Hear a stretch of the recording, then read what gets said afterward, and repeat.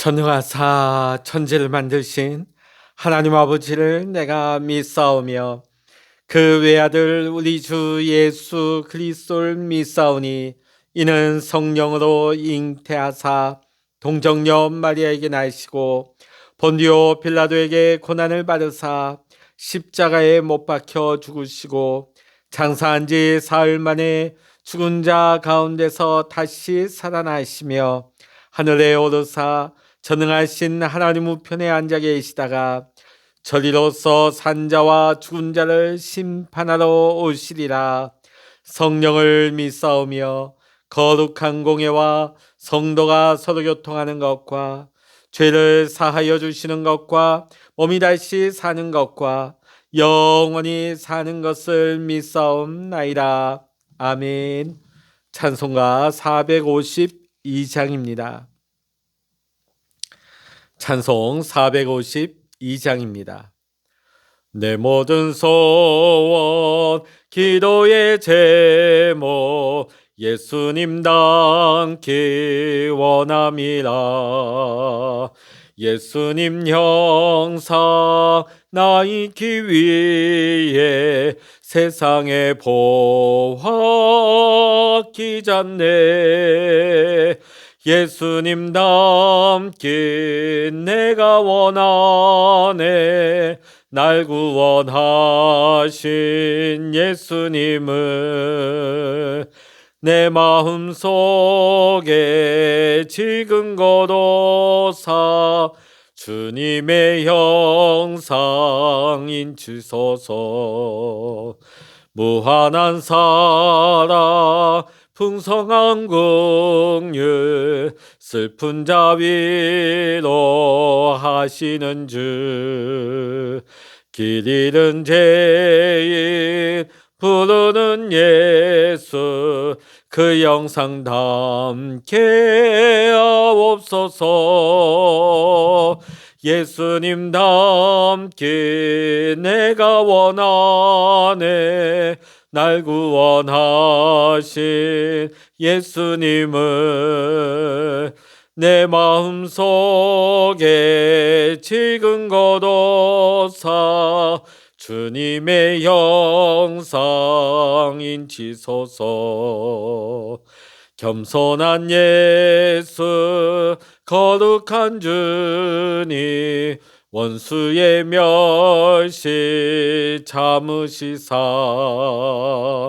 우리를 위해 고난을 받은 그 주를 닮게 하옵소서. 예수님 닮기 내가 원하네. 날 구원하신 예수님을 내 마음속에 지금 거둬사 주님의 영상 인치소서. 아멘. 이 시간 우리에게 주시는 하나님의 말씀 신약 성서 누가복음 7장 1절부터 17절까지입니다. 신약 성서 100면 누가복음 7장 1절부터 17절까지 같이 읽겠습니다. 예수께서 모든 말씀을 백성에게 들려주시기를 마치신 후에 가버나움으로 들어가시니라. 어떤 백부장의 사랑하는 종이 병들어 죽게 되었더니 예수의 소문을 듣고 유대인의 장로 몇 사람을 예수께 보내어 오셔서 그 종을 구해 주시기를 청한지라. 이에 그들이 예수께 나와 간절히 구하여 이르되 이 일을 하시는 것이 이 사람에게는 합당하니이다. 그가 우리 민족을 사랑하고 또한 우리를 위하여 회당을 지었나이다 하니 예수께서 함께 가실새 이에 그 집이 멀지 아니하여 백부장이 벗들을 보내어 이르되 주여 수고하시지 마옵소서. 내 집에 들어오심을 나는 감당하지 못하겠나이다. 그러므로 내가 주께 나아가기도 감당하지 못할 줄을 알았나이다. 말씀만 하사 내 하인을 낫게 하소서. 나도 남의 수하에 든 사람이요 내 아래에도 병사가 있으니 이더러 가라 하면 가고 저더러 오라 하면 오고 내 종더러 이것을 하라 하면 하나이다. 예수께서 들으시고 그를 놀랍게 여겨 돌이키사 따르는 무리에게 이르시되 내가 너에게 이르노니 이스라엘 중에서도 이만한 믿음은 만나보지 못하였노라 하시더라. 보니 어떤 사람들이 집으로 돌아가 보매 종이 이미 나아 있었더라. 그 후에 예수께서 나인이란 성으로 가실새 제자와 많은 무리가 동행하더니 성문에 가까이 이르실 때에 사람들이 한 죽은 자를 메고 나오니 이는 한 어머니의 독자요 그의 어머니는 과부라. 그 성에 많은 사람도 그와 함께 나오거늘 주께서 과부를 보시고 불쌍히 여기사 울지 말라 하시고 가까이 가서 그 관에 손을 대시니 맨 자들이 서는지라. 예수께서 이르시되 청년아 내가 내게 말하노니 일어나라 하신매 죽었던 자가 일어나 앉고 말도 하거늘 예수께서 그를 어머니에게 주시니 모든 사람이 두려워하며 하나님께 영광을 돌려 이르되 큰 선지자가 우리 가운데 일어나셨다 하고 또 하나님께서 자기 백성을 돌보셨다 하더라. 예수께 대한 이 소문이 온 유대와 사방에 두루 퍼지니라. 아멘. 할렐루야. 오늘도 이 아침 함께 기도하시는 우리 사랑하는 모든 믿음의 성도 여러분과 여러분의 가정과 여러분의 생업의 현장 위에 오늘도 하나님의 크신 은혜와 평강의 축복이 이 시간 여러분 모두와 함께 하시기를 주의 이름으로 간절히 축원합니다. 당시 유대인들은 세리, 이방인, 창기들 이들을 사람 취급을 하지 않았습니다. 마치 개만도 못하게 다루었습니다. 세리에 대한 유대인의 반감이 이 정도일진데 하물며 로마인들에 대한 더군다나 자신의 땅을 강점하고 억압하고 있는 로마의 군인들에 대한 유대인의 반감은 더 클 수밖에 없었을 것입니다. 자, 그런데 오늘 본문에 등장하고 있는 백부장에 대해서는 반감은커녕 칭찬 일색의 말씀이 나오고 있습니다. 당시 로마 군인은 잔인하고 포악하기로 굉장히 유명했습니다. 그 중에서도 로마 군인 중에 백부장 하면 장교지요. 백부장은 최소 15년 이상의 군 복무 경험과 뛰어난 실력을 겸비했기 때문에 로마군의 실질적인 핵심 역할을 했습니다. 식민 지배에 있어서 이 로마의 백부장의 위세야말로 굉장히 대단했을 것입니다. 자, 근데 오늘 본문 말씀에 등장하고 있는 백부장은 우리가 상상하고 있는 그러한 로마의 백부장의 모습과는 전혀 다른 모습을 보이고 있습니다. 자, 2절 말씀에 보면 어떤 백부장의 사랑하는 종이 병들어 죽게 되었더니 고대 시대에는 종이 그 주인의 재산이나 재물에 불과했던 것입니다. 물건 취급을 한 것이죠. 자, 그런데 오늘 백부장은 종을 사랑할 정도로 아끼고 있다고 본문의 말씀은 증거하고 있습니다. 백부장이 죽어가는 종을 살리기 위해 예수님에게 사람을 보냅니다. 자, 그런데 우리가 말씀을 보면 그냥 또 다른 종을 보낸 것이 아니라 다름 아닌 유대인의 장로들을 보내고 있습니다. 자, 유대인들이 그 당시에 가장 싫어할 법한 사람이 로마 군인이고 그 중에서도 이 사람은 백부장입니다. 그렇다면 유대의 장로들과 이 백부장은 물과 기름과 같은 결코 가까이 할 수 없는 어울릴 수 없는 그런 사이일 것입니다. 자, 그런데 오늘 이 유대인들, 특별히 그 중에서도 유대의 장로들입니다. 유대의 장로들이라 그러면 유대인들이 존경하는 어른 대우를 받던 분들입니다. 자, 이들이 지금 백부장의 심부름을 온 것입니다. 그 내용을 보니까 백부장의 종을 고쳐달라는 이 백부장의 간절한 청을 유대의 장로들이 대신 와서 부탁을 하고 있는 것입니다. 자, 5절의 말씀 보면 왜 유대의 장로들이 와서 이 백부장의 청을 전하고 있는가? 그 이유를 알 수 있는 대목이 5절에 나오고 있습니다. 그가 우리 민족을 사랑하고 또한 우리를 위하여 회당을 지었나이다 하니.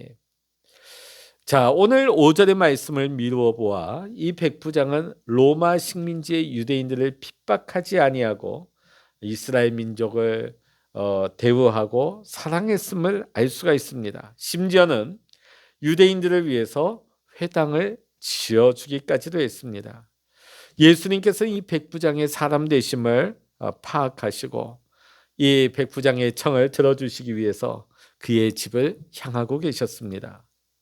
자, 이 소식을 전해들은 백부장이 곧바로 그의 친구들을 보냅니다. 자, 6절 하반절부터 7절 상반절을 보면 그 친구들의 말이 나오고 있습니다. 주여 수고하시지 마옵소서. 내 집에 들어오심을 나는 감당하지 못하겠나이다. 그러므로 내가 주께 나아가기도 감당하지 못할 줄을 알았나이다. 자, 지금 친구들을 보내서요, 전하는 말이 무엇입니까? 예수님 자신의 집에 오는 것을 자신은 감당하지 못하겠다는 얘기죠. 그 이유가 뭔가? 자신을 예수님을 감히 대할 자격조차 없는 아주 비천한 자라는 것이죠. 그러면서 이어서 전하는 말이 말씀만 하사 내 하인을 낫게 하소서. 나도 남의 수하에 든 사람이여 내 아래에도 병사가 있으니 이더러 가라 하면 가고 저더러 오라 하면 오고 내 종더러 이것을 하라 하면 하나이다. 이런 고백의 말씀을 전하고 있습니다. 자, 이것이 지금 유대인의 입이 아닌 이방인 백부장의 입에서 나온 주님을 향한 놀라운 믿음의 고백이 나오고 있는 것입니다. 그는 주님 앞에 죽어가는 병자를 말씀으로만 치유할 수 있는 분이다. 예수님은 굳이 이곳에까지 안 오셔도, 직접 그 병자를 만나지 않으셔도 말씀만으로도, 그를 만나거나 그를 붙잡지 않고도 말씀만으로 치유하실 수 있는 분이 바로 예수님이심을 고백하고 있는 것입니다. 자, 예수의 소문을 듣고, 자, 오늘 이 가버나움의 백부장이 예수님을 어떻게 알게 됐을까요?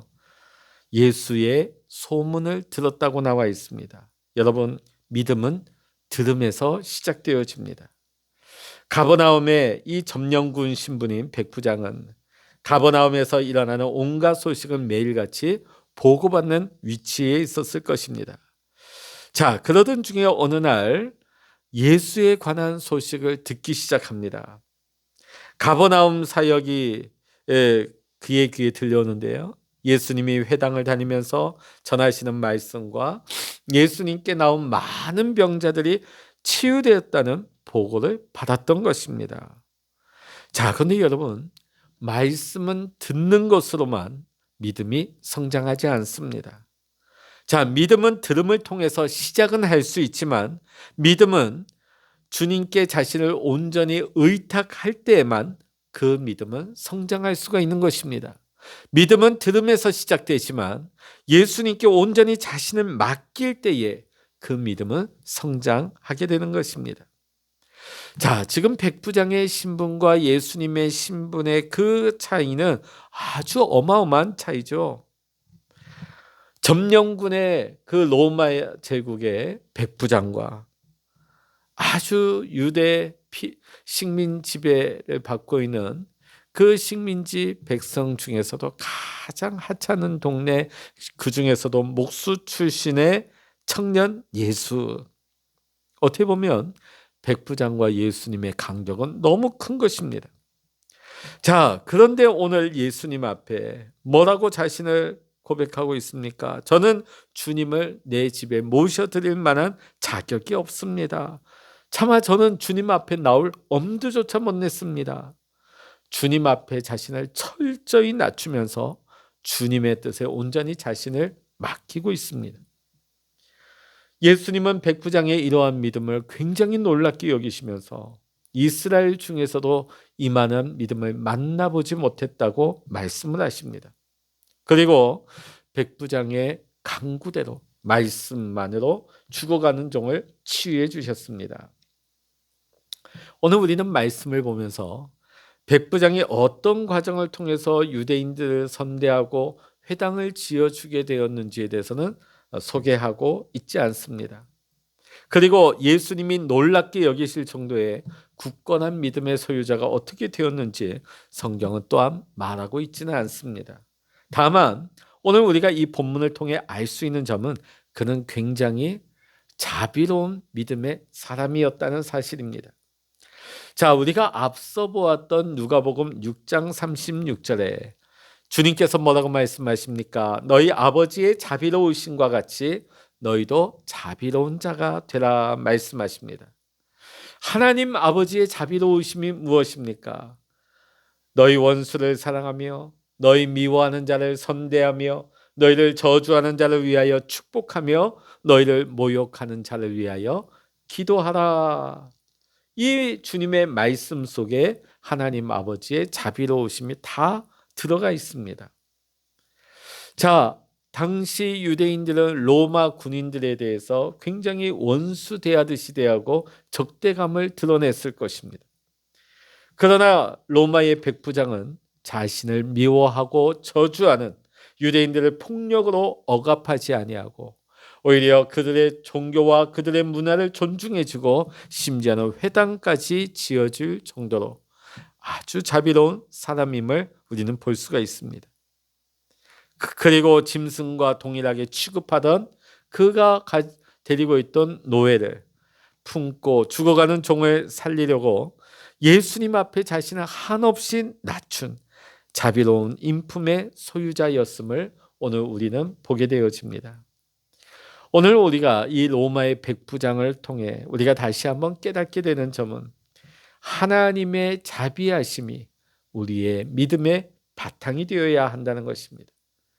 우리의 믿음의 바탕이 하나님의 자비하심이 될 때 비로소 우리는 온전한 믿음의 소유자가 될 수 있는 것입니다. 다시 말해서 하나님을 믿는 사람의 삶 속에는 자비함이 있어야 된다는 것입니다. 만일 우리의 삶 속에 이 자비함이 없다면 결코 우리는 온전한 믿음의 소유자라 할 수 없을 것입니다. 이후에 예수님께서는 제자와 많은 무리들과 함께 가버나움 남서쪽으로 약 40km 지점에 있는 나인성을 방문하십니다. 자, 그런데 오늘 말씀을 보니까 성문에 거의 도착했을 때 한 성에서 나오는 운구 행렬과 맞닥뜨리게 되어지십니다. 자, 그런데 12절에 보니까 그 부모에 대한 설명이 나오고 있습니다. 사람들이 한 죽은 자를 메고 나오니 이는 한 어머니의 독자요 그의 어머니는 과부라. 자, 오늘 이 모습을 보면 그는 지금 그 장례 행렬은 이 과부의 아들입니다. 이 과부는 일찍이 남편도 사별하고 홀로 독자를 키우다가 이 독자도 그만 세상을 떠나게 되어집니다. 남편을 잃고 아들을 잃은 이 과부의 슬픔, 이 아픔이 얼마나 클지 오늘 예수님께서는 이 여인을 보시면서 불쌍히 여기셨다고 오늘 말씀은 우리에게 증거하고 있습니다. 자, 성경 원어에 보면 불쌍히 여기셨다. 스플랑크 니조마이입니다. 자, 이게 우리 뜻으로 뭐냐면 마치 애간장이 떨리고 끊어질 정도로 아프다는 것이죠. 창자가 끊어지는 아픔을 예수님께서 동일하게 느끼셨다는 것입니다. 지금 남편을 일찍이 잃고 독자를 지금 잃어버린 이 과부가 고통 속에서 구르면서 하나님을 원망할지도 모를 이 과부의 슬픔을 그대로 예수님이 함께 느끼시며 불쌍히 여기셨다는 것입니다. 말로 이루 형언할 수 없는 이 고통의 순간 주님은 이 과부를 외면하지 않으셨습니다.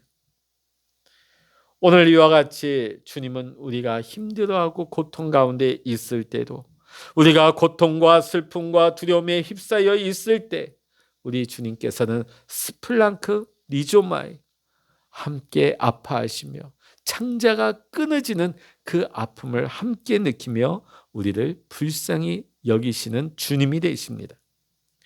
오늘 예수님은 그 관에 가까이 가셔서 관에 손을 대십니다.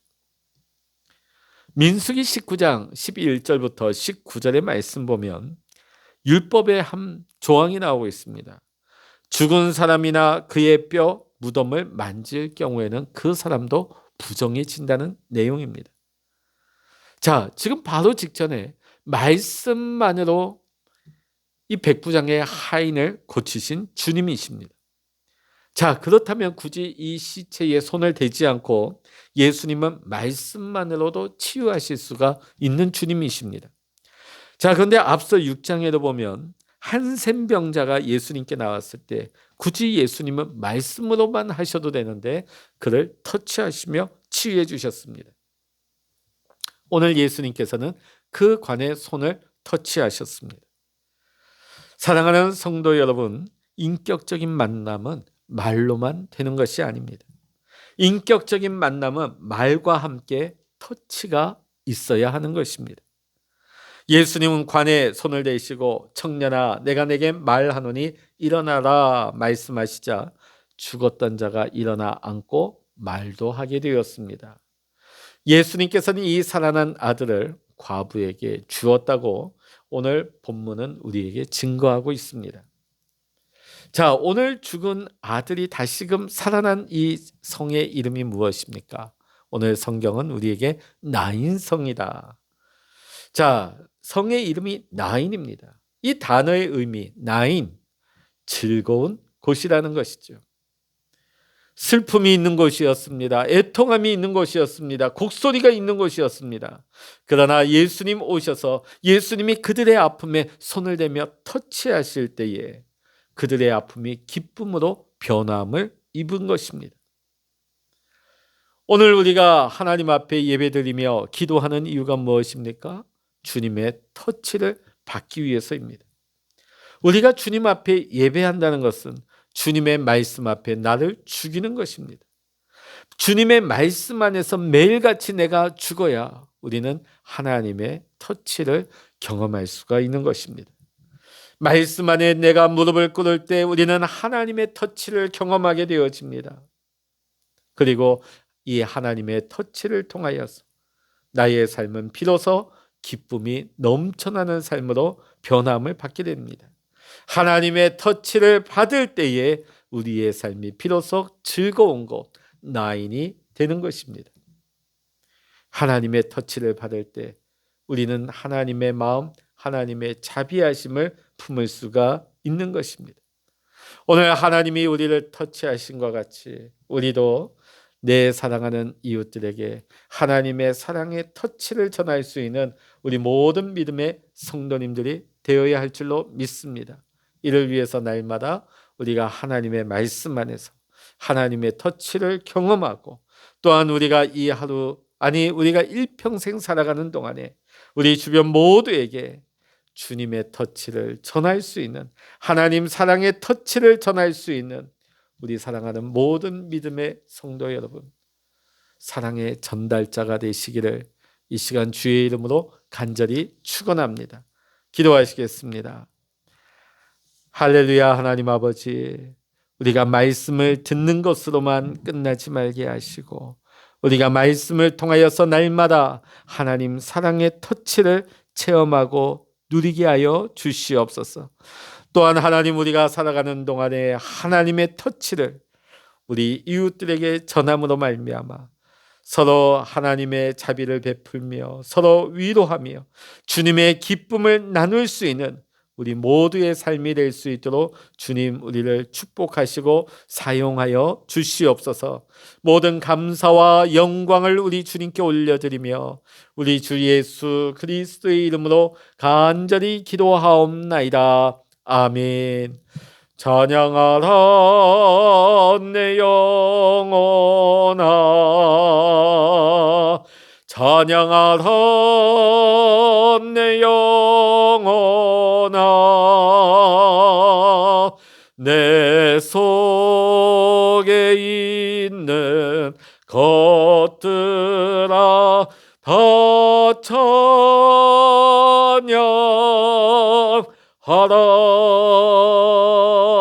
기도하라 내 영혼아 기도하라 내 영혼아 내 속에 있는 것들아 다 기도하라. 주의 일창으로 합심하여 기도하십니다. 주여